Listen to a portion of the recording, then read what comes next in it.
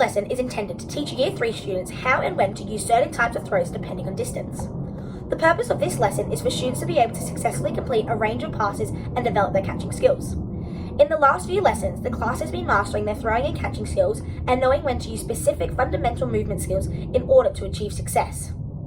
For example, knowing to use an overarm throw when a person or teammate is further away. Therefore, this lesson builds on prior knowledge by requiring students to either throw a volleyball or tennis ball to their teammates from a specific distance depending on the cone placement. The duration of the lesson is 35 minutes and there are 24 students in the class. Throughout this activity, the teacher will implement a range of differentiation strategies for all students, specifically students with autism and an injury. Additionally, the cross-curriculum subject of math is used within this activity as students need to count their hoops at the end of each round. Math can be further incorporated by getting students to work with others to gather hoops and using their addition skills to see how many they have in total. This lesson will begin with a warm-up activity of Rub the Nest. This warm-up activity involves students to use their whole body movements to ensure that the class is ready to play the game Hula Hoop Toss. Hula Hoop Toss will be the teaching activity presented for the purpose of this assessment task. I will now begin the explicit teaching of my physical activity game, Hula Hoop Toss. Great job, everyone. I loved how enthusiastic and energetic we were in our warm-up. So, can I get everyone to come sit in front of me? Perfect, thank you. Awesome. Okay, now before we get started on our activity and game, I would like you guys just to give me a little recap on what did we learn last lesson? What were some of the movement sequences we learned? Chest pass. Yes. Overarm throw. Perfect. Anything else?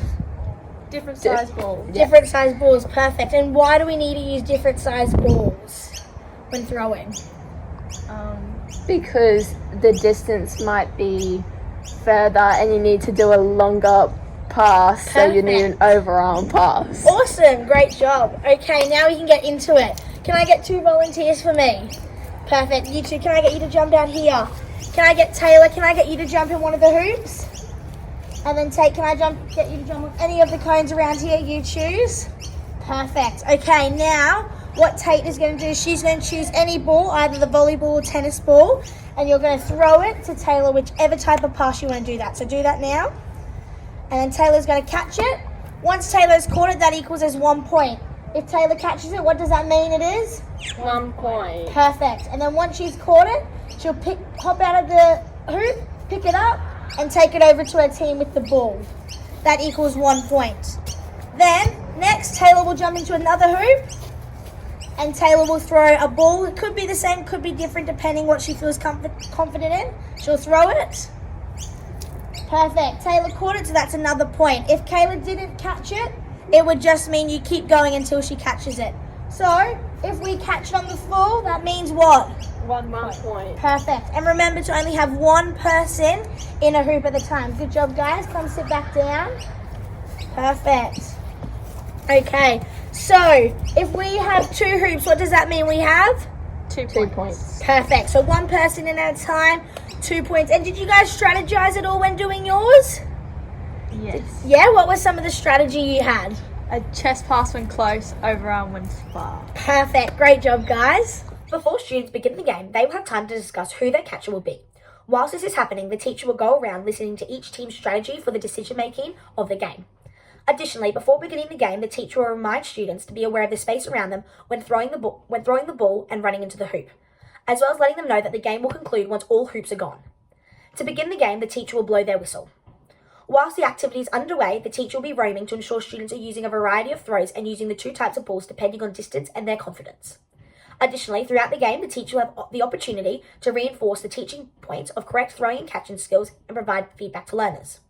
Common teaching points to revisit and address throughout the activity include, depending on the distance of the catcher, use a different ball and throw, and ensure stance is correct depending on the pass. Doing this will give learners the correct knowledge of how to throw and pass and develop their understanding of changing their throwing choice dependent on the distance. The game continues through multiple rounds, ensuring a different catcher is used every round. The teacher's role during this activity is to roam around the court and encourage student participation by providing positive reinforcement. Furthermore, throughout this activity, there is an opportunity for the teacher to implement differentiation strategies depending on students' learning ability. For example, the game includes different types of balls such as a volleyball and tennis ball, which gives students who may be hesitant or scared to participate the opportunity to choose the ball they would like to use depending on their confidence with throwing and catching. Furthermore, depending on the catcher or passer's skill level, students can either catch the ball on the fall or can modify the game to be one bounce and one catch. Let the students decide this themselves in their teams. Additionally, for the student in the class that has autism, they will have a teacher read alongside them during the lesson and is welcome to just catch and pass with them if they feel anxious about participating in the game to the side. For the injured student who cannot compete, get them to keep a tally of each team's numbers of points for each round, or they can choose to be the ball collector and collect the loose balls not caught from teams. This activity utilizes the early years learning framework, specifically Outcome 1, children have a strong sense of identity, as the activity encourages students to work collaboratively with others and use teamwork skills, which is important when developing children's positive sense of self-worth and confidence. Furthermore, this game helps teach children how to interact respectively, empathetically, and caringly in relation to others. Students must listen and understand other points of views is clearly seen when they are strategizing as a team before each round and have to listen to everyone's ideas. Finally, students are developing their appreciation and needs of others when they have to wait to throw the ball and let others take their turn.